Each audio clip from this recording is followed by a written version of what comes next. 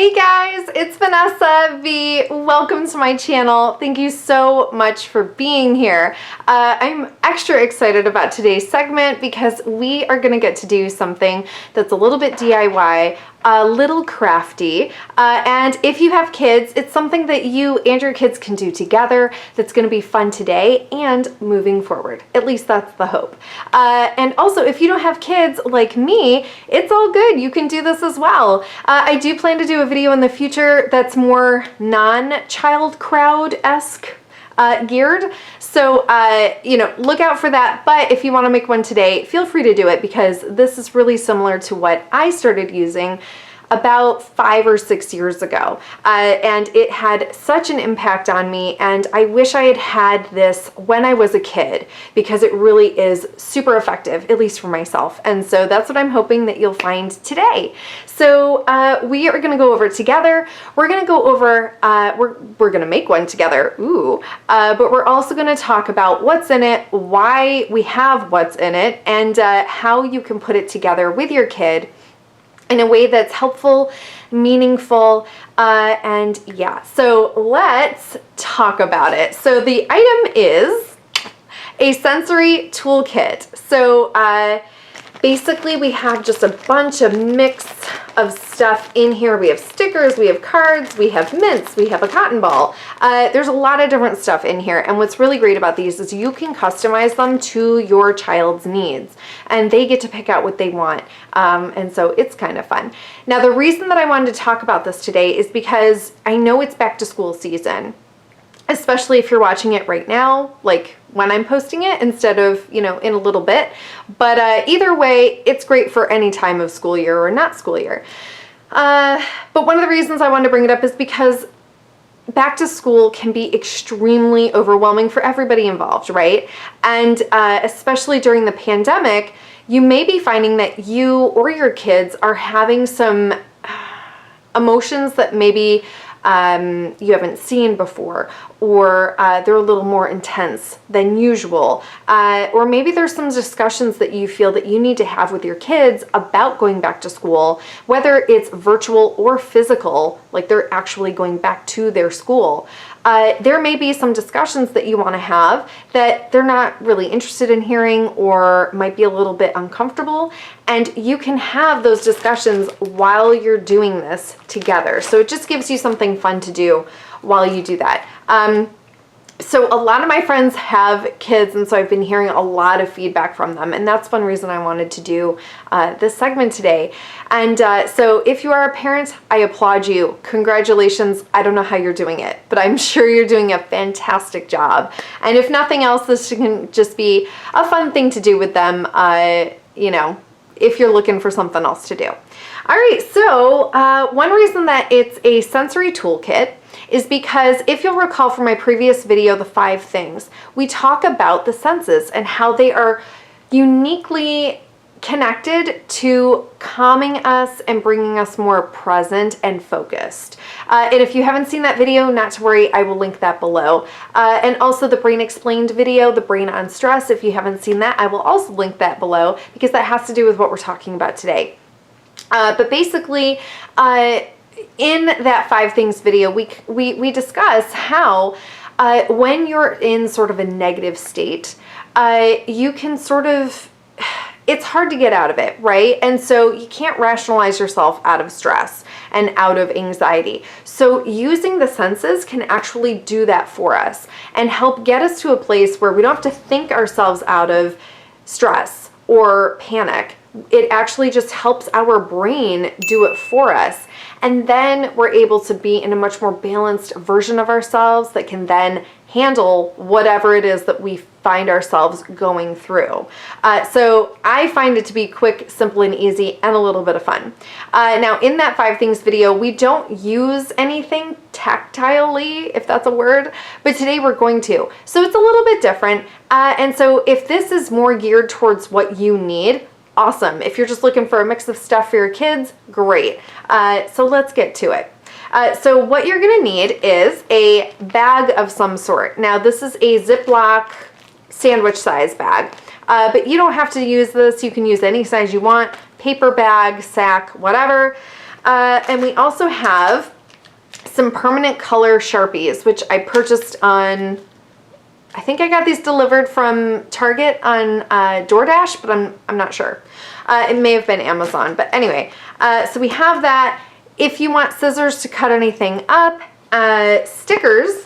Yay! I love stickers. I used to have a sticker collection growing up. You know, the oily ones, the velvety ones, the hologram ones. Yeah, Lisa Frank was my best friend. All right, so you'll just need some stickers of any kind, and then what you're gonna want is one item per sense. So what are the senses? Sight, sound, smell, touch, and taste. Yay, I did it. It's kind of hard to remember, but yeah, so you're gonna want at least one item that they can see, that they can feel, that they can hear, that they can touch, etc. Now, if you're not comfortable purchasing anything, that's totally fine. My best advice for you would be to send them on a scavenger hunt inside the house. And how fun is that? If they're not gonna destroy the house, but you know your kids obviously better than I do. So if you think that that's something that is a good idea, have at it. And make sure that the items that they find are things that they can possibly destroy or lose, obviously. Okay, so we're gonna build one today. I'm gonna put my pillow, shake it out, make it fluffy, on my lap, put my bin. I got this at the Dollar Tree, and I did get almost everything at the Dollar Tree prior to the pandemic, because I used to do this in my stress and anxiety workshops in person prior to the pandemic, but since we're not doing those right now, you get to do it in the comfort of your own home. So, okay, so we're gonna start off with sight first. Now this is obviously a playing card, right? What you can do is you can have them go through a deck that you have, maybe it's missing a few cards or it's not, and just have them pick out at least one card that either helps them feel calm or helps them feel focused and distracted. The reason that I chose this card for today's toolkit is because it's pretty calm on the front. There's still things to look at, but it's not very stimulating. But then if I need it, I can pull, or I can turn it around, and it's pretty busy, right? So it gives me something to read, to look at. I can count the little bubbles on it. If I flip it around, it's much more calmer. I can focus on how many hearts there are. Is there an upside down A? I can count and feel the edges. I can bend it. I can listen to it. So there's a lot of things that this one card can do. And it's, I love having the cards on hand, and your kids might as well. So I would definitely consider having that. So I will pop that into the toolkit. And that's the thing, while they're figuring out the stuff that they want, if you have a lot of options on hand, talking it through and just going, you know, how did you feel this morning? How do you feel right now? What do you feel when you look at this card? Can you tell me how many big hearts there are or small hearts there are? And just kind of walk them through it. That way they can sort of learn and practice how to do it on their own if they need to. All right, so next we're gonna focus on smell, on scent. Now this is something that I got at Bath and Body Works. It is called Crisp Morning Air, and honestly, I did smell this when I used it last, and I can tell you it does not smell like Crisp Morning Air. But it smells good, and it's pretty awakening. It's a little startling when you put it on. So, you know, have them open it. If you decide to do hand sanitizer or lotion or anything that has a scent to it, what else? I don't know, anything that has a scent to it, you know, but if you decide to do hand sanitizer, you can squeeze it out and just put it on your hands and put it on their hands and just talk about how does it feel? Does it feel wet or slimy? I just got a hit in the nostrils there. How does it smell? What does it smell like? And what this can help do is, again, pull their focus and help them calm, because if they're more focused on this than the scary stuff out there, it can actually help them calm without having to think about being calm. So that's a great option. But again, anything that's smelly, you can throw in there. All right, next is sort of a double hitter. Now this has to do with sight and taste. Or no, sight. Hello. Hearing and taste. Darn it. All right, so let's go over taste first. So obviously these are mints. I picked out orange mints because a lot of kids don't like mints. So you can do candy or anything, anything that has a wrapper, right? But I chose orange because it should be less intense, but sometimes intensity is what you really need to sort of snap you out of the negative and right back into the present. So what you can do is you can just open it, you know, and eat it, you know? There we go. Ugh.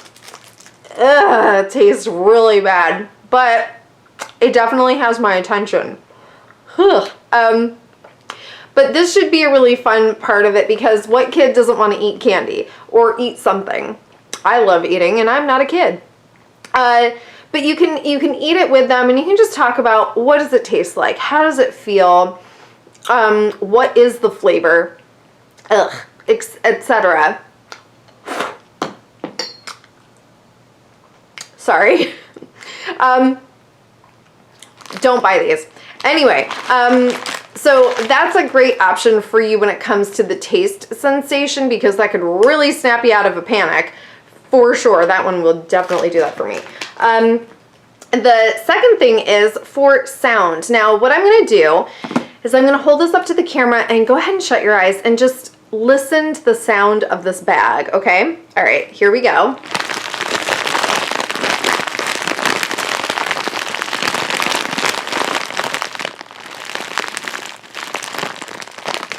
So if the sound sense helps you focus and pull your focus like it does for me, this can be a great option for your kids. So it's a double hitter because the actual wrapper has the sound to it, but you can also just cut a little bit off and slide it in the toolkit because even the wrapper itself has a sound. It also has stuff that they can look at. They can feel it and it's not dangerous. It's not going to cut them. So there's two options here. So this is going to count for me as the thing that I hear. And it's small enough where it's not necessarily going to draw attention on them while they're at school. But also if they just want to use the outside wrapper for the sound as well, they can do that too. But go ahead and get creative.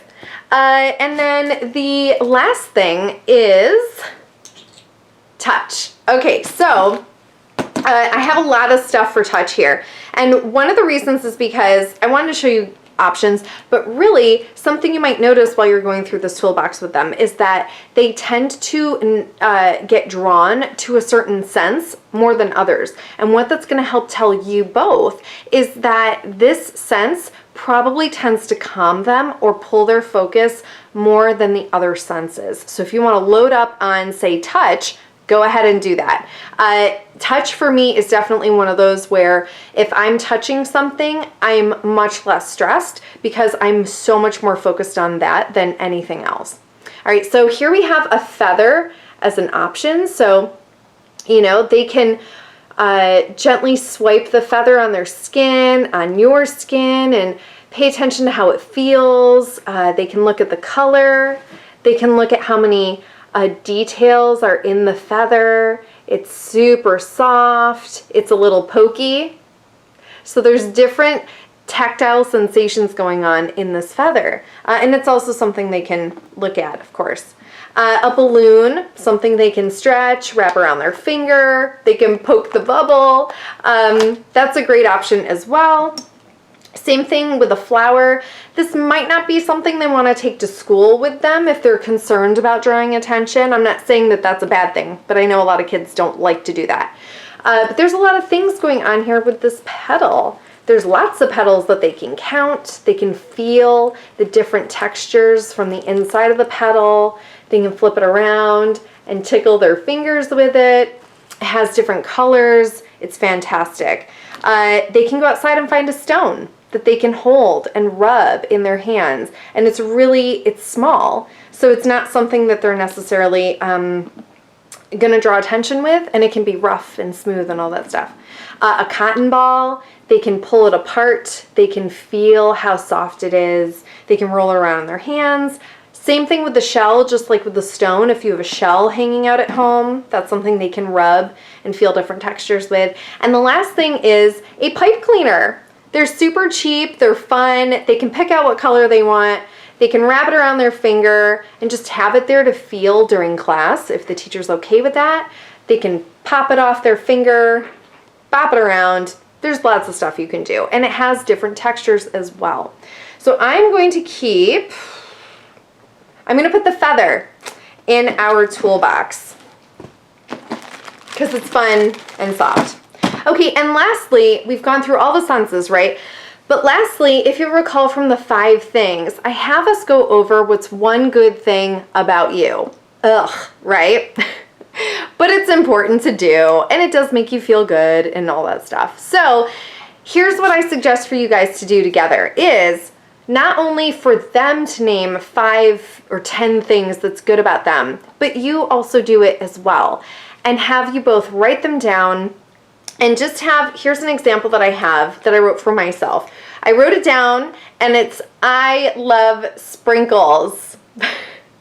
So it doesn't have to be super serious or anything at all, but I love sprinkles. And so, it can be something fun that's positive. And one of the reasons I think that this is a good thing about me is because it reminds me that I don't take myself too seriously, obviously.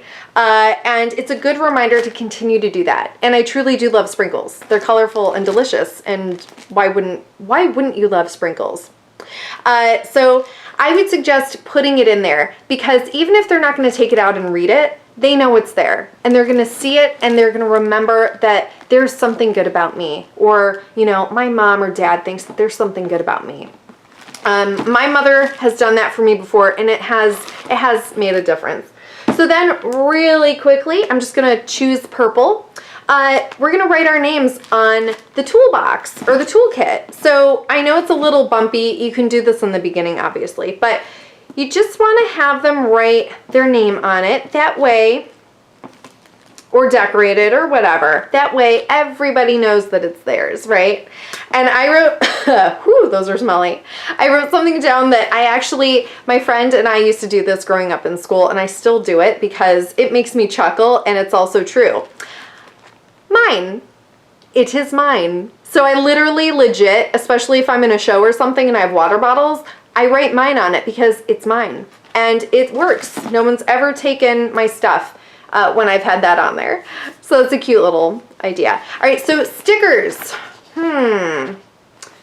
What do we want to do? I don't see any alien. Oh, but there's a cute little, dinosaur. I used to love dinosaurs growing up. All right, so you can obviously decorate this any way that you want. And I will just stick this little guy right there. But obviously have fun with it, And there you go. So my quick tip that I think I mentioned at the beginning is where to put this. So if I was a kid, I would highly, highly, highly love if my parents had been like, go hide it somewhere. And I don't know why, but I think it's just a great idea. If you tell your kid, take this somewhere and hide it where no one else knows about, it just adds a little extra level of personalization, of excitement, of fun. And then if if this is at home, that's basically what I mean. If you make one for at home. But then moving forward, if you start to notice that they're not feeling tip-top, or they're starting to shut down a little bit or get panicked or whatever, you can tell them to go get your secret toolkit or go find your secret touch sense thing that's in your toolkit and bring it to me, and we'll do them together. So it's something that's long-lasting, that is interactive, and it can help them feel not so alone in their emotions. It can help them go, oh, that's right, I have a choice here. I know what to do about my emotions.